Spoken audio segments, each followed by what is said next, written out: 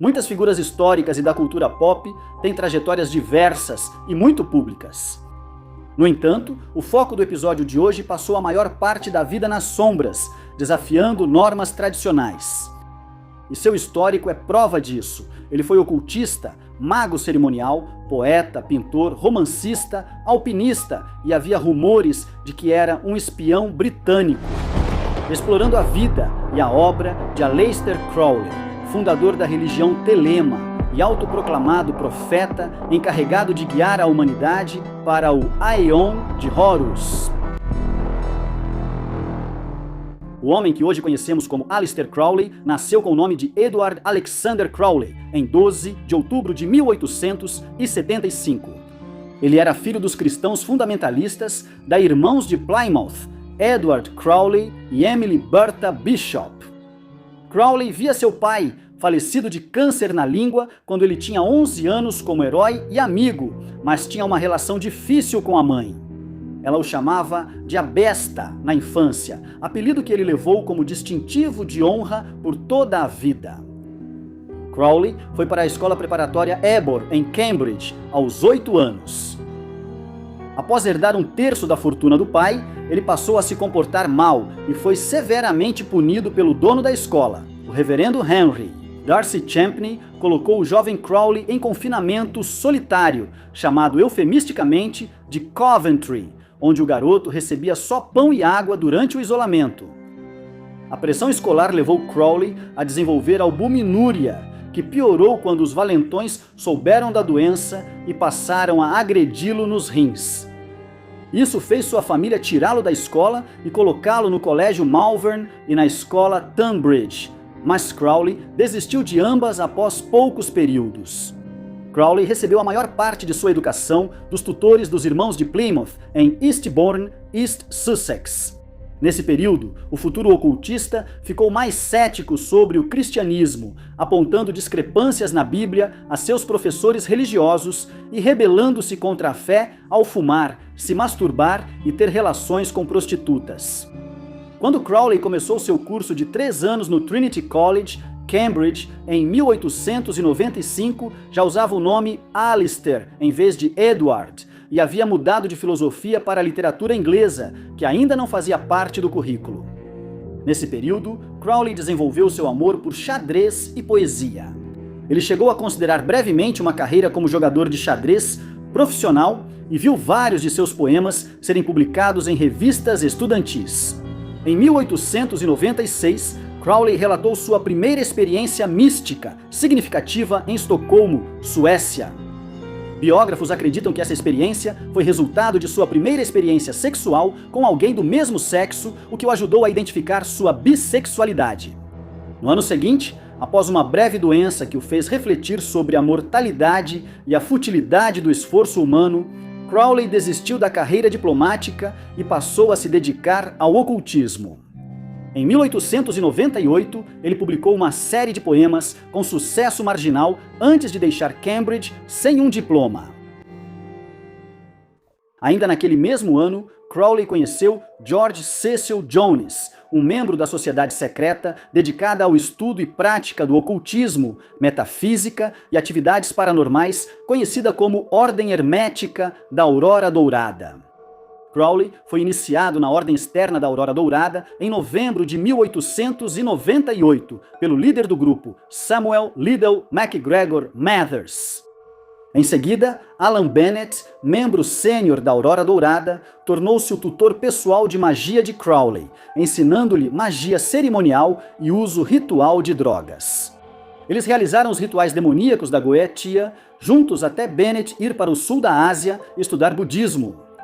Crowley avançou rápido nos graus baixos da Aurora Dourada, mas teve sua iniciação na Segunda Ordem recusada. Parece que sua bissexualidade e estilo de vida libertino o deixaram impopular no grupo. Insatisfeito com essa rejeição, Crowley visitou seu antigo líder, Samuel Mathers, em Paris, que contrariou a decisão do grupo ao admitir pessoalmente Aleister no grau de Adeptus Minor. O governo autocrático de Mathers criou uma divisão dentro da Aurora Dourada que acabou levando ao isolamento dele e de Crowley do grupo. Nos 3 anos seguintes, Crowley viajou pelo mundo, fortalecendo sua fé. Em 1900, ele passou um tempo na cidade do México, onde continuou experimentando magia cerimonial e mais tarde foi iniciado na maçonaria.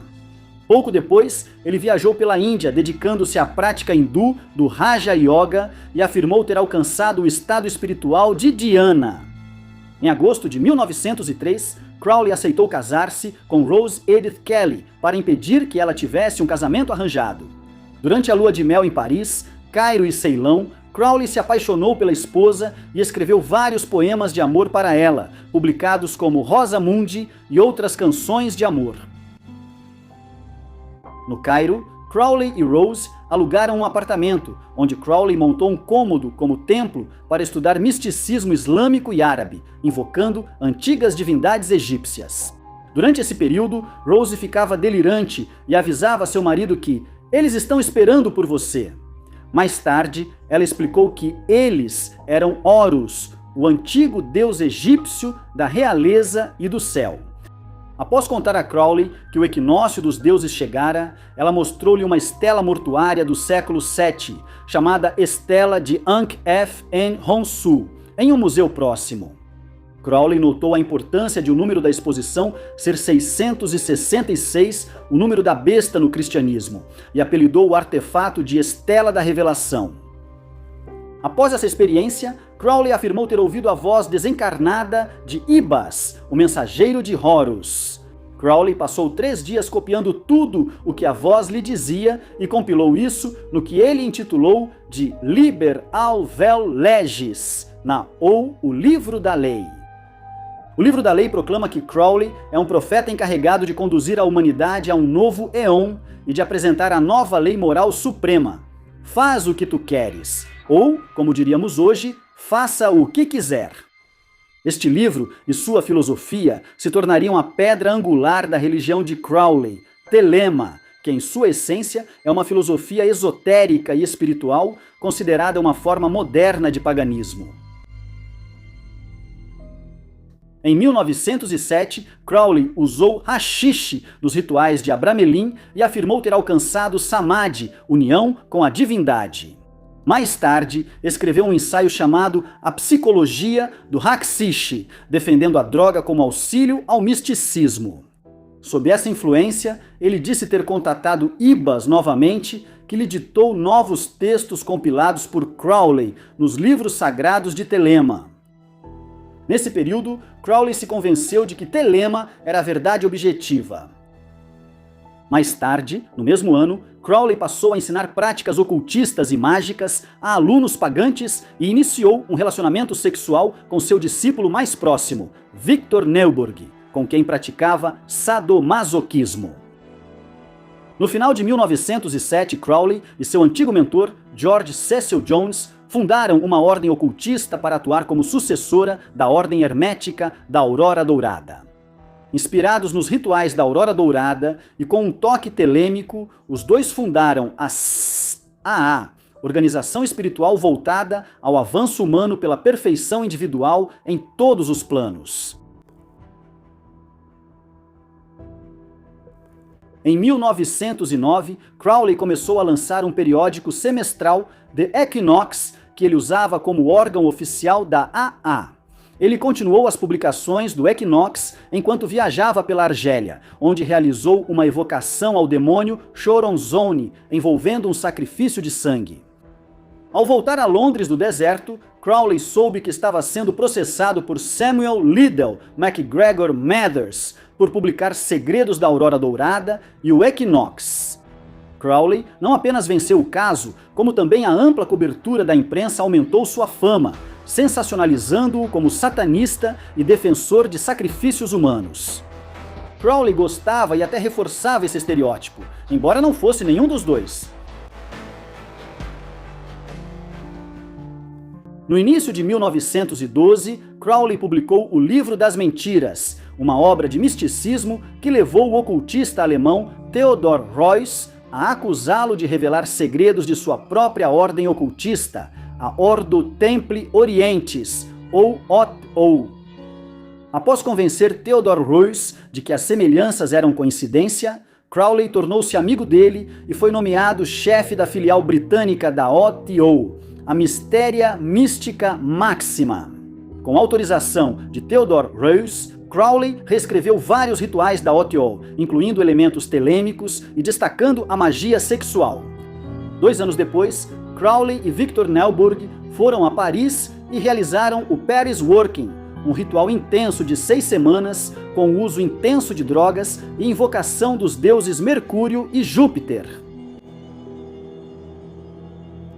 Em 1915, morando nos Estados Unidos, Crowley se envolveu com o movimento pró-alemão de Nova York e trabalhou como escritor no jornal propagandista de George Sylvester Viereck, The Fatherland. Isso fez com que muitos acusassem Crowley de ser espião alemão e traidor da Grã-Bretanha, mas na verdade ele era agente duplo, infiltrando-se a serviço da inteligência britânica para sabotar operações alemãs em Nova York.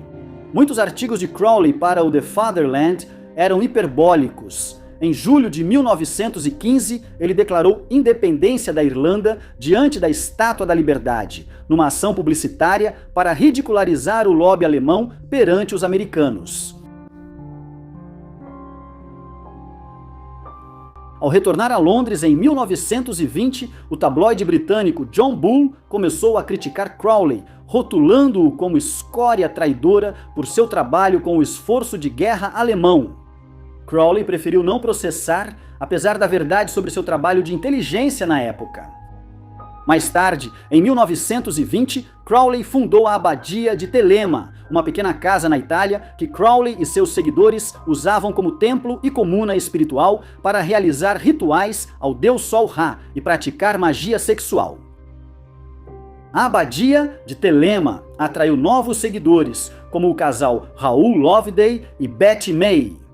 Enquanto Loveday era devotado a Crowley, May o detestava e odiava a vida na comuna, dizendo que seu marido foi forçado a beber sangue de gato sacrificado e que o casal tinha que se cortar com lâminas de barbear sempre que usavam o pronome eu.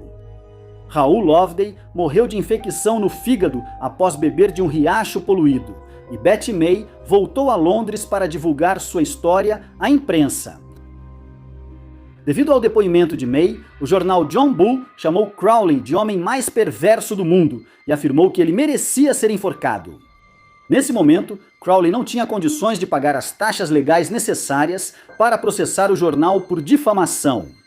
O tabloide britânico aumentou os ataques, com suas histórias replicadas em jornais europeus e norte-americanos.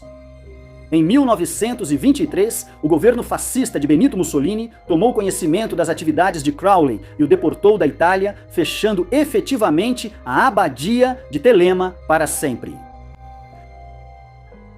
Crowley acreditava que o século XX iniciava o Aion de Horus, uma nova era em que a humanidade controlaria seu destino. Ele acreditava que Telema era a religião certa para a época. Telema baseia-se na ideia de que cada pessoa tem uma verdadeira vontade a ser descoberta e seguida, em harmonia com a vontade cósmica do universo. Crowley se referia a esse processo de busca e descoberta da verdadeira vontade como a grande obra. Crowley incorporou magia e misticismo em sua teologia, vendo a magia como uma ponte entre a religião e a ciência. Ele foi citado dizendo que magia é entrar em comunicação com indivíduos que existem em um plano superior ao nosso. Misticismo é elevar a si mesmo ao nível deles. Hoje, Aleister Crowley continua sendo uma figura influente entre ocultistas, assim como na cultura popular. Ele está na capa do álbum Sgt. Pepper's Lonely Hearts Club Band dos Beatles, e o lema "Faze o que tu queres" foi gravado no vinil do terceiro álbum do Led Zeppelin. O guitarrista do Led Zeppelin, Jimmy Page, morou em uma das casas de Crowley no Lago Ness, na Escócia, relatando várias ocorrências estranhas na mansão. L. Ron Hubbard, fundador da Cientologia, teve envolvimento notável com a Telema no início dos anos 1940, e há quem argumente que a influência de Crowley aparece em seu trabalho e crenças. O filme B de 2008, Chemical Wedding, escrito por Bruce Dickinson do Iron Maiden, trouxe Crowley como antagonista, mas não foi bem recebido pelo público geral ou cult, e uma grande adaptação de sua vida ainda não chegou ao cinema. Com uma vida tão única, é questão de tempo até que o homem mais perverso do mundo chegue aos cinemas.